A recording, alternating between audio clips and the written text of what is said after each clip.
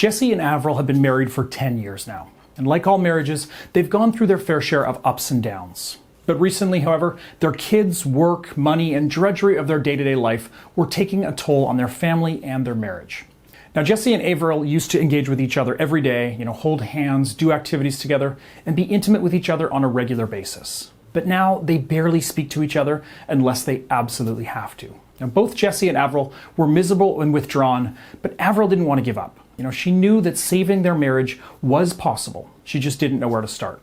Should she push Jesse to interact with her? Should she initiate more? Should she suggest marriage counseling? Well, that's when Avril decided to try out some of the advice that I talk about here in my YouTube channel. Now, she began to see a little bit of success, but she really wanted to reconnect with her spouse. So that's why she signed up for my one-on-one confidential email coaching. Now, from our email correspondence, I thought to myself, man, I should make a YouTube video out of this, and so I did. Does it feel like you and your spouse are roommates instead of lovers? Are you worried that they already have one foot out the door? Well, if so, don't panic. Because like Avril, I'm going to try and help you through this very difficult situation. Now, my name, of course, is Brad Browning, and I am a relationship coach from Vancouver, Canada. And today, in this video, I'm going to talk about how you can get your spouse to recommit to your marriage. Now, a fact that many of us overlook is that being happily married is a tough skill that most of us were never taught, which is why it's completely normal for spouses to hit a bump in the road from time to time. Now, I work with married couples who are working on making a brighter future together, and believe me when I say that as long as your spouse is still there, it's completely possible to get them to recommit. And here's how. Number one, you need to control your emotions. So when you realize that your spouse isn't fully committed to your marriage, it's important that you keep your emotions in check. It's completely normal to be upset about the situation, but blowing up or pleading with them to recommit to your marriage will just push your spouse further away and make you appear, undesirable. So instead, learn to control your emotions so that they don't see those negative emotions that you might be feeling. Doing so can really make or break your chances of actually winning your spouse over. I mean, it can be really easy to get aggravated when things aren't going well between you and your spouse, and little things might tip them or you off. So instead of, accepting this state of mind, try and have a coping mechanism that you can use, whenever you feel like you're about to burst. It could be something as simple as yoga, going for a jog, or reading a book. Or if you're, too busy to even have an outlet like that, look up some breathing techniques that you can do on the fly. In fact, I've been reading this great book called Breath by James Nestor, and he talks about the science of breathing properly, and he stresses the importance of breathing through your nose. And I've since started to focus on some of those deep nose breathing exercises, and they've really helped to calm my nerves and get me through some stressful days. It's been awesome. But the moral of the story, just do your best to try and control your emotions during this difficult time because, angry or hysteric outbursts are only going to make matters worse right now. Number two is to become the best version of you. Now, this might sound a bit odd considering your spouse is the one who really needs to recommit, but if you want them to give your marriage another chance, then you need to change. This doesn't mean you need to, completely change who you are, but rather change your behaviors that are negatively affecting your marriage. So for example, if you have a habit of walking away when your spouse is sharing their concerns with you, then that's a behavior that you need to change. So once you show your spouse, that you're willing to work on and improve yourself, they'll be willing to re-engage with you and be more open to giving your marriage another chance. Just really try and analyze your own behaviors, throughout your marriage. Are you addressing, your spouse's concerns correctly? Are you doing your best to listen and be mindful of your partner's wants and needs? Do you think you're doing anything that annoys your spouse that you could, easily fix? There are a ton of things that you could consider when improving how you interact with your spouse on a daily basis. Now, in Avril's case, she felt like she was nagging a lot. She came home from work always tired, and she just didn't have the energy to take care of the kids. So instead of having, a constructive conversation about what chores and responsibilities should be, allocated between her and her spouse, she took out all of her frustration and energy in the form of nagging.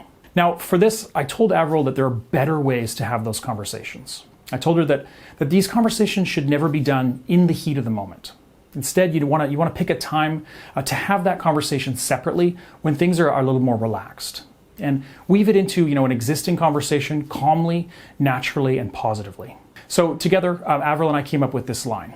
Oh, hey, by the way, is there a chance that we could figure out a better way to handle the kids after work? I'm just feeling super overwhelmed right now. Now, this was a great way to introduce the issue, and Jesse thankfully reacted positively to this interaction. And there were many, many more examples of small things that we fixed in her behavior that made massive differences in their marriage too. So again, do yourself a favor and try to pick apart your interactions with your spouse to see where they can be improved. Number 3, listen to your spouse.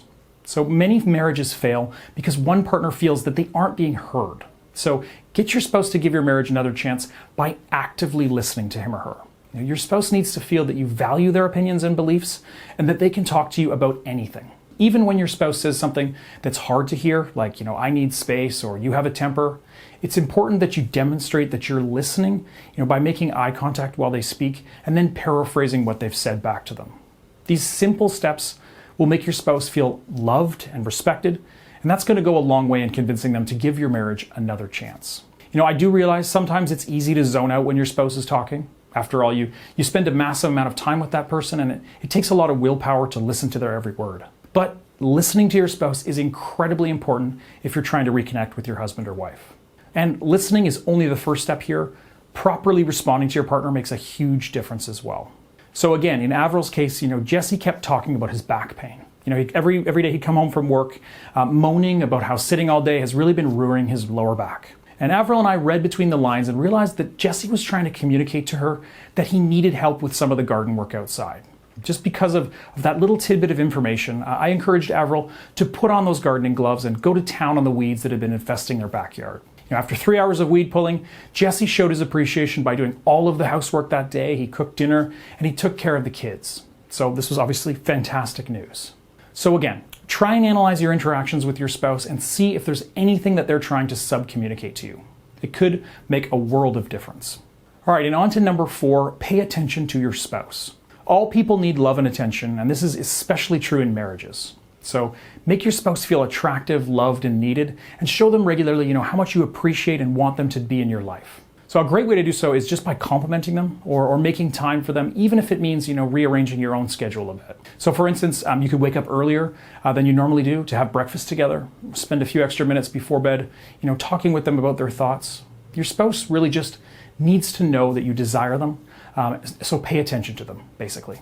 Now, another really easy way to let your spouse feel acknowledged and desired is to simply touch him or her. For instance, make an effort to always touch them lovingly as you walk by. Give their shoulder a rub, give their hand a hold, or playfully slap their bottom if they're, heading out the door. Just tiny gestures like this, they really add up, and it can help pave the road to reconnecting with your spouse fully again. Number 5, romance your spouse. Now, romancing your spouse can do wonders for your marriage, and it's one of the best ways to help your spouse recommit. So to get you started, just think back to the days when you and your partner first met and fell in love. You talked together, laughed together, left each other notes, held hands everywhere you went. And just getting in this mindset can help with your romantic side and bringing it back out. Next, bring those romantic gestures back into your marriage. Make plans to go dancing Saturday night, rent your favorite movies, or wine and dine together. Whatever you choose to do, just make it something that will reignite the spark between you and your spouse and sort of rewind things to remind them why they fell in love with you in the first place. And here's the thing. You really don't need your spouse's permission to just do something romantic. So, take the initiative, get them flowers or make them dinner, light some candles, pop a bottle of wine. Just doing stuff like this can really show your spouse that you're trying to make an effort. And number 6, surprise your spouse. So this is similar to romancing your spouse like we just talked about, but you can also show them how much they mean to you by surprising them. So whether it's, just giving them a sweet card, calling out of the blue to tell them you miss them, or having a bath drawn for them when they get home, the point is to do something totally unexpected to surprise and wow them. And when these types of surprises do return to your marriage, your spouse is going to start seeing the effort you're making and how your relationship is actually improving, and this is going to encourage them to give your marriage another chance. Number 7, get professional help. So when marriages do get rocky, it's not uncommon for friends or relatives to suggest that you and your spouse see a counselor.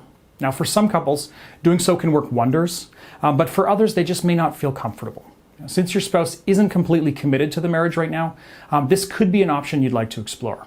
But if you are worried that even asking your spouse to go to counseling with you is only going to push them further away, then you may want to go down a different route. For instance, you could consider my Mend the Marriage program. Now, this is something that you'll be able to do on your own, and you can actually get started right away. And if you're interested in finding more about how the program works, just visit marriageguy.com. I'll be sure to post the link in the video description below.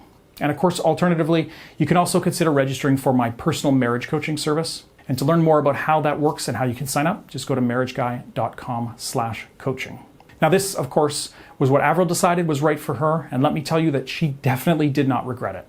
Now, I'll let you know how everything turned out at the end of this video, but the important thing to know is that both of these options don't require your spouse's approval. Now, you can sign up for either product or service and get started right now on your own without your husband or your wife's participation. So check out those links in the description below after the video. But now let's move on to number 8, be patient. So even though you may want to see your spouse come running back with open arms, the reality is that reconciling a marriage can be a lengthy process. It takes time to work through the issues that cause the distance between the two of you, and even more time to have them feel ready to fully reconnect. There's going to be days where you feel like you're making progress, and days where you're going to feel defeated.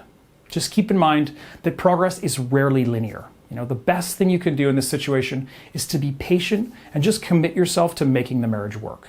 Now, I have seen marriages fix themselves overnight just by giving my client, one simple piece of advice, but in other cases, it can take months if the damage is really severe. But regardless, when you decided to marry your spouse, you decided to commit to him or her.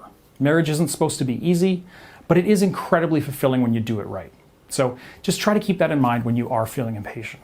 And number 9, tell your spouse you love them. So lastly, this one's simple. Just tell your spouse how much you love him or her every day. Tell them in the morning when you wake up, throughout the day, and at night before bed. Just be mindful, obviously, and read the situation before spilling your heart out. If your spouse is feeling smothered or overwhelmed by your affection, then know when to back off. But the end goal is for your spouse to understand how much they mean to you and to remind them that you're willing to fight for that love. In Avril's case, this was a piece of advice that really skyrocketed her success. She began just expressing verbally how much Jesse meant to her every other day. And this honestly had a profound effect on how Jesse began treating her in turn. And together, Avril and I discovered that words of affirmation were one of Jesse's love languages. That is, the kind of behavior that he values and appreciates. And due to that just little tidbit of information, they were able to rebuild their marriage from the ground up. And I'm happy to report that after just 4 short weeks of email correspondence, Avril and Jesse couldn't be happier, and Avril feels like they haven't been this connected to each other in years. So again, if you want to be another one of my success stories, then I would highly encourage you to either sign up and register for my Mend the Marriage program or for my email coaching service. Now, the online course is one of the best-selling online programs ever made when it comes to teaching couples how to reignite their marriages. And if you want to register, just head over to marriageguy.com/order. And again, if you want to sign up for my email coaching like Avril did, then just go to marriageguy.com/coaching. I promise it's a lot less expensive than you think, and that kind of coaching advice can change your marriage forever. So just go to marriageguy.com/coaching to sign up today. All right, that is it for this video, guys. Thank you very much for watching. Thanks for your likes and your subscribes as well, and I will see you in the next one.